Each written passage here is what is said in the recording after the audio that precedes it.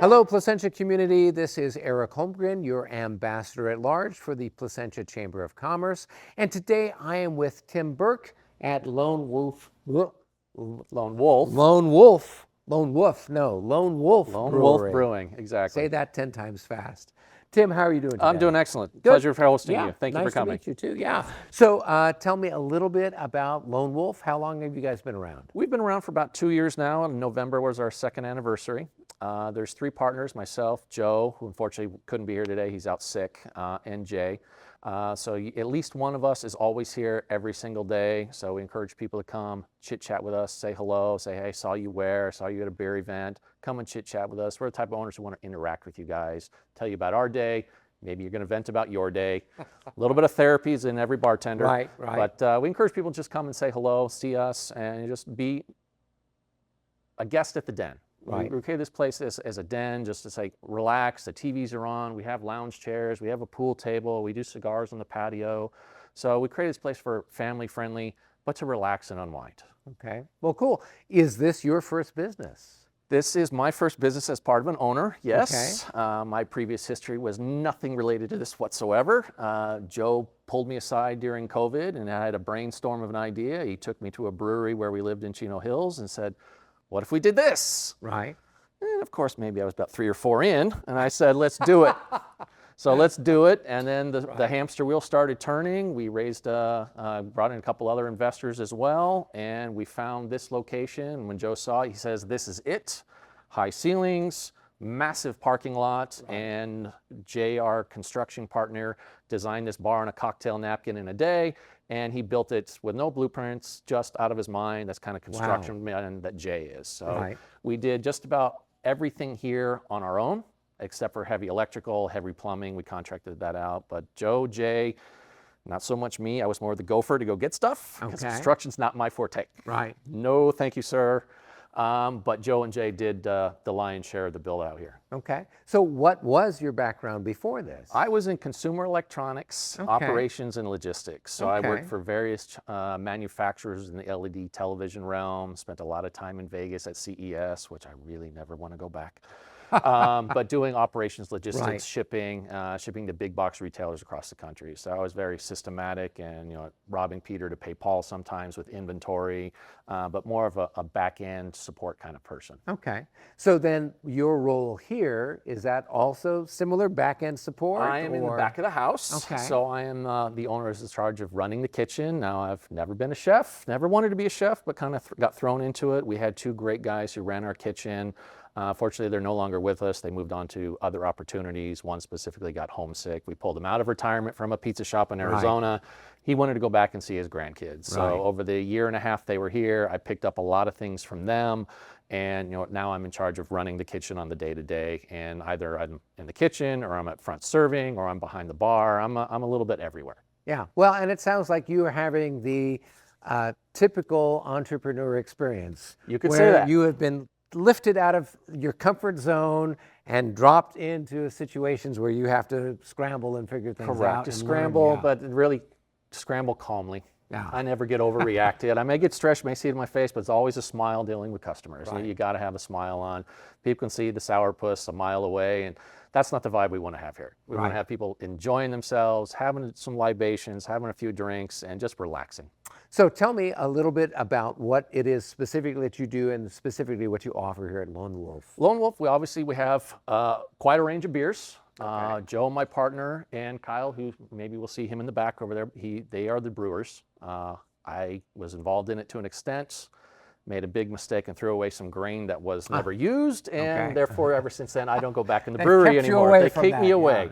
They let me drink it, but I can't make it. That's probably a better job. Exactly. So I get to do the taste tests. But in my involvement here, we do great beers, all craft beers. Our biggest seller is our Big Bad Red, which if anyone's around and comes and has a chance to talk to Joe, he wrote that recipe 35 years ago. Oh, wow. Okay. And he's changed it 3 times. Very minimal minor changes up in the front end, big back end changes in the back end. And the Big Bad Red, our Crescent Moon Blonde, our Den Seltzer, and our Pliny the Pastor IPA are probably our best selling beers and drinks. Recently, we also added hard alcohol. So we are a full bar at this point in time. Now we're still growing in baby steps to that. We wanted to walk before we could run. So we don't have all the mixes and all the drinks ready to go. But we decided to do craft beers, craft spirits. So we don't have the name brand stuff. We have what Joe and I got the pleasure of tasting a lot of these alcohols. And we found some great spirits and tequilas, in whiskeys and bourbons and gins, names that you've probably never heard of, to help kind of make the Den here a destination where you can find these exotic, rare, small boutique batch spirits. Cool. Well, and that certainly fits in, as you said, with you've got craft beer, now you have these craft alcohols of sorts too. So that way it's not run-of-the-mill. We didn't want to be that. Yeah. We didn't want to have the beers that you could go across the street, or not the beers, but the alcohols you can go across the street and get the same thing. Then becomes a price war. We didn't want to do that. We want to make sure you come, you get a fair drink at a fair price, and it's something you're going to keep wanting to come back to. Good. Along with the drinks, we have a great kitchen, which I'm directly involved with. Our pizza oven is 50 years old. It's an aged stone pizza oven. We do traditional New York style pizzas. We have half-pound burgers. We have mini sliders as well, where you can try to get a trio of our 3 burgers all on one plate. We have some amazing fried products as well. The chicken wings we make in-house all the time. And then some of our other local favorites are our meatballs, which people tend to love them either on the platter themselves as an appetizer or in a sandwich as well. Okay. Good. And then now, did you come up with a menu, or was that the gentlemen that were kind of doing the cooking came up with we that? came up with the menu. We worked with some of our food vendors as well and went to their executive chefs and said we want to create kind of a upscale bar food menu. We don't want everything fried. We don't want everything out of a box. So some things, yes, are prepackaged. Some things are custom made in-house. Our onion rings, our mozzarella sticks, our artichoke appetizers, all made in-house. Okay. So I was active in helping and kind of selecting which items we wanted to have. And then at this point, and now I'm the one kind of taking over the kitchen at this point. Right. Cool. Well, that sounds like it's been exciting and a fun process for you. It has been fun. It is enjoyable. We have a lot of fun back in the kitchen. My guys in the back, they definitely support me. They come in early, they come in late, they come in on a day off. They just really want to help, which is really trying to find a team in the kitchen that is cohesive and enjoys working together with each other. I found a great team right now. That's excellent. That's excellent. So as you know, with our chamber chats, we're usually talking with business owners to have them share some of their business wisdom, business experiences. And what we usually ask is, what's a challenge that you have and what are you doing or what have you done to overcome that challenge? So for you here at Lone Wolf, what's one challenge? You might have multiple challenges, but what's one challenge that you want to try to focus on and maybe share with our friends out there? Well, one thing that is obviously in any restaurant, any service-based, is reviews. Okay. Whether it be Yelp reviews or Google reviews. In this day and age, since COVID, people are just first and foremost ready to just tear you down. Really don't give you an opportunity to say, hey, you know what, manager, owner, can you come on over here? I just had an ill will experience. Let me use that as a training tool. If you flag me down, I'll figure out what happened. We'll work on the bill. We'll take a look at it. But let me go talk to my staff in the kitchen or it's in the front of the house. What went wrong? How can we correct this? At the adverse, if you have a phenomenal experience, you say, hey, great, I had a phenomenal experience. You head out the door. No one knows about it. Right. So to do that, we've introduced some QR codes that go straight to our Google reviews. We'd have no control over it. It goes straight to word of mouth of what the person says. And say, if you had a great time, leave us a review. If you had a bad time, still leave us a review. We use these reviews as training tools. Joe and I, we look at them daily. Some days are great. We see a beautiful review. One of my bartenders, Joe, got an awesome 5-star review. He was courteous. The drinks were knowledgeable. He made them fast, and he told a lot of jokes. He had a great time with us. Those are the great reviews. The other ones, okay, we use as a learning tool and try to figure out what happened, how did it go by. Now, Joe, when he responds, he also says, you know what, why don't you come on and your first drink's on me. Come and give us a second chance. Let's talk about what happened. So we do welcome them back in to say, hey, you know what, let us sell you again. Give us another shot. And so maybe you turn that negative review into another new positive review. Right. That's good, yeah. And I certainly know this myself, being in the service industry with the different reviews. More often than not, people are going to give you a negative review because that's like the first thing that comes to mind.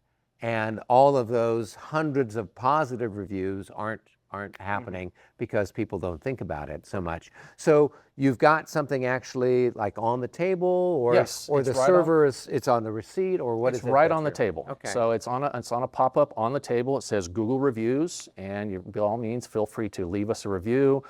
We have another one related to our website as well. So there's other ways for people to leave a review other than just the Yelp reviews. Right. And is there a reason why you selected the Google review to be the one that you kind of push folks to look at or think about, as opposed to, say, Yelp or another We website? wanted to put emphasis on one, then the other. Okay. So we're going to do both. It's just a time factor and getting things started. So we tested it out on Google, and our reviews have gone up. So Okay. over the next coming weeks, we will start going back on over and doing to Yelp. We'll put maybe another one up, maybe take the Google down and put the Yelp up on instead. But we wanted to test it out and see how it worked first. So good. So with what you've seen obviously the number of reviews coming in has increased. Has that then translated into more profile or an elevated profile for people finding you in different searches or your website, or has that turned into traffic coming in? Is there a way that you've been able to sort of measure that We metric? haven't measured that metric. Okay. We're bringing online a new marketing side that will actually help us with that metric.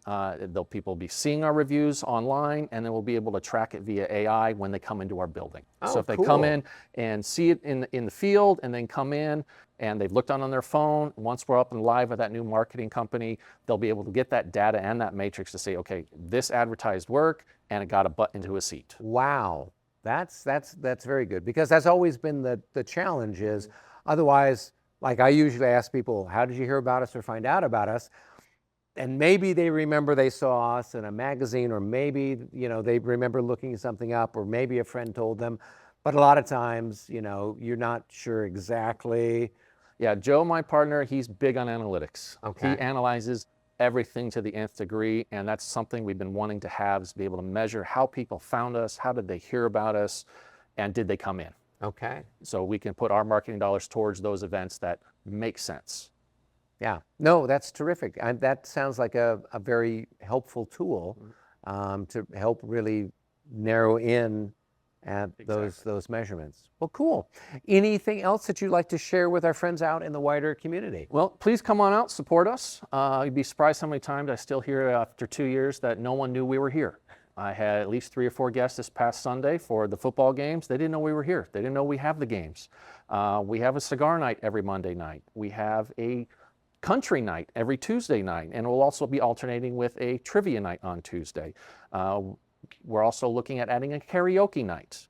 Every Friday and Saturday night, we have live bands out on our patio. Oh, nice. So Okay. you get to interact. We do dancing out on the patio as well. So you can come, relax, and really just enjoy the entire space here at the Den. So it's not just food, it's not just the beer, but you've got lots of other things that you're trying to do to make this a destination for people, not only on the weekends, but during the week as well. Correct. So there's interactive. We have a pool table. We're getting a secondary pool table. And if there's another kind of a secret thing that we're trying to bring in, it doesn't do with golf, so I'll leave it at that. But we're working on bringing a golf environment in as well. Okay, well, that sounds really exciting. Well, it was terrific to meet with you and chat with you and learn about more what you do here. I can personally attest to the quality of the food. I've eaten here on more than a few occasions. I've certainly enjoyed the beer, particularly the Big Red. That's one of my favorites. So folks, if you're looking for a fun place to come out, have some great food, have a great beer, consider Lone Wolf here. And until next time. Yeah, we'll see you at indeed. the Den. Indeed, until our next episode, everyone, be well. Thank you, guys. All right, thank Thank you. you.